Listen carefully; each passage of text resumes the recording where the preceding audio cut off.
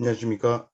임상작업치료사를 위한 감염관리 가이드라인 오늘 발표하게 될 저는 대한작업치료사협회 서울지부 부회장을 맡고 있는 김보직입니다. 오늘은 병원 감염과 코로나19 감염 종류와 현황을 파악하여 작업치료사들의 안전한 치료 환경을 위해서 최적의 감염관리 시스템 구축을 위한 가이드라인을 제시해 보도록 하겠습니다. 병원 감염이란 병원 환경에서 얻은 감염의 의미로서 미국 질병관리센터 CDC에서 일반적으로 입원 24에서 48시간 이후 발생하는 감염 혹은 병원에서 퇴원한 후에 감염의 증상을 일으키는 상태로 정의하고 있습니다. 대한병원감염관리학회에서 1996년 6월에서 8월까지 정부 주도하에 전국 15개 종합병원 대상으로 감염 실태를 처음으로 조사하게 되었고, 그 결과로 1위는 14.21%로 신경외과, 2위는 신경과, 3위는 종양내과로 되었습니다. 그 원인으로는 신경외과 환자들은 중환자실에서 가장 장기간 입원 재원이 감염률을 높였다고 볼 수 있겠습니다. 더 큰 문제점은 신경외과 환자군은 작업치료실의 용변성이 굉장히 높기 때문에 접촉 감염과 비말 감염의 위험에 작업치료사들은 노출이 되어 있습니다. 이에 의료기관에서는 환자의 안전과 의료질 향상을 위해 자발적이고 지속적인 노력을 유도하여 의료 소비자에게 양적의 의료 서비스를 제공하기 위한 제도로 병원 인증 제도를 시행하고 있는데요. 특히 3주기 인증 기준에는 감염 관리 영역이 크게 확대되었음을 볼 수 있겠습니다. 작업치료사는 업무 특성상 환자와의 접촉이 매우 큰 만큼 접촉 감염 위험에 노출되어 있습니다. 이에 접촉주의에 관련된 표준주의 지침을 준수해야 할 것이며 반드시 치료 전후에 손위생을 시행해야 할 것입니다.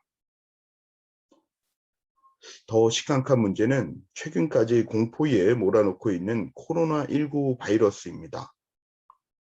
2019년 12월 중국 우한에서 처음 발생한 이후 전 세계적으로 확산되고 있는 호흡기 감염 질환입니다.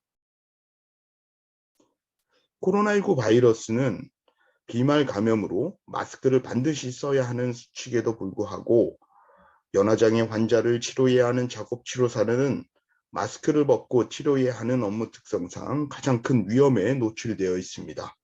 이에 시급한 대책 마련이 필요하고 비말주의와 관련된 표준주의 지침을 준수해야 할 것입니다. 또한 반드시 치료 전에 코로나19 감염 여부를 확인해야 할 것입니다. 작업치료사들의 안전과 환자 안전을 위한 최적화된 감염관리 시스템 구축이 절실히 필요하여 감염관리에 관한 가이드라인을 제시해 보도록 하겠습니다. 임상작업치료실에서는 직접적인 접촉이 발생하여 원내 감염의 잠재적인 근원이 될 수 있기 때문에 치료 과정상의 교차 감염의 발생을 예방하고 감염원이 될 수 있는 요인들을 제거하여 안전한 재활치료실을 제공하기 위한 감염관리 내규를 반드시 마련해야 하며 아래와 같이 기본원칙, 손위생, 환자관리, 환경관리, 코로나19 관리의 5가지 정책으로 시행해야 할 것입니다. 다음은 5가지 정책에 대해서 알아보도록 하겠습니다. 첫 번째, 작업치료실의 기본 원칙입니다. 병원의 손위생 지침을 준수해야 하며 표준 지침을 준수해야 합니다.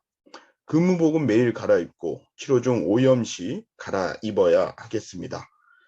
감염 환자의 경우 감염관리 방법을 준수하여 치료해야 하고 배액관이나 소변액은 잘 고정하여 바닥에 닿지 않도록 하여야 하겠습니다. 두 번째, 손위생입니다. 젠벨바이스가 손쉽기를 도입한 이후 극적으로 감소된 이후 손위생의 중요성이 부과되고 있는데요. 손위생을 요구되는 5가지 상황에 근거하여 참고해야 하며 물과 비누, 손소독제를 사용해서 손 씻기 방법을 명확히 숙지해야 할 것입니다. 치료 동선 가까운 곳에 손위생 물품 등을 지원해야 하며 홍보물을 적극 활용하여 예방 활동을 독려해야 하겠습니다. 손위생 수행평가를 시행하여 지속적인 모니터링을 시행해야 할 것입니다. 세 번째, 환자 관리입니다. 감염질환 환자의 경우는 가능한 한 재활치료를 시행하지 않는 것을 주 목표로 하고 있는데, 단 부득이하게 시행할 경우는 가급적 병실에서 시행합니다. VR이 보균자나 CPC이 분리되어 설사 증상이 있는 환자는 마지막 시간으로 치료 시간을 배정해서 치료를 시행해야 할 것입니다. 접촉주의 환자는 비닐가운과 장갑을 착용하여 매 환자마다 교환을 해야 합니다. 비말주의 환자는 마스크를 착용해야 하며, 병실에서 재활치료를 시행할 경우 격리 표지를 확인하여 적절한 보호장구를 착용해야 할 것입니다. 감염 환자 관리 프로세스로 매일 OCS를 통해 당일 환자의 감염 여부를 확인하고 감염 환자의 치료 장소를 배정해야 할 것입니다. 치료실인지 병실에서 할 것인지를 결정하고, 치료실에서 배정 시 마지막 타임으로 시간을 조정하여 일반 환자와 분리하여 치료를 시행해야 할 것입니다. 네 번째, 환경관리입니다. 작업치료실은 개방된 구조로의 시설을 갖춰야 할 것이며, 매트와 테이블은 불투과성 소재로 덮여 있어야 할 것입니다. 환경소독제로 1일 1회 소독을 시행하고, 감염 환자에게 사용하거나 환자의 체액이나 혈액이 묻었을 경우 즉시 손소독제로 소독해야 할 것입니다. 장비 세척이나 소독은 기록을 통해 관리를 해야 하며, 감염 관련한 환경감시 체크리스트를 통해서 환경관리, 손위생 기침 예절의 수행도 평가, 개인보호구의 착용 여부를 확인해야 할 것입니다. 다섯 번째, 코로나19 감염 관리입니다. PCR 검사로 진단 여부를 확인해야 하며, 입원 환자와 외래 환자는 분리 운영해야 할 것입니다. 치료 전 발열 체크를 시행하고 코로나19 대응 지침 숙지 및 활용을 해야 하며, 연화치료 대상 환자는 독립 공간에서 치료하고 보호장구를 준수해야 할 것입니다. 연화치료 시 보호장구는 페이스 실드, 폴리글러브, 마스크, 전신가운을 착용해야 하며, 코로나19 확진자 발생 시 프로세스를 마련해야 할 것입니다.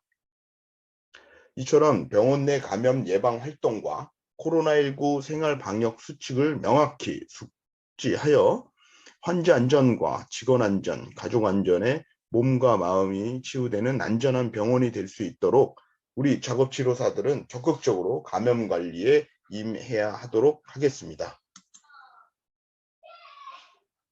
감사합니다.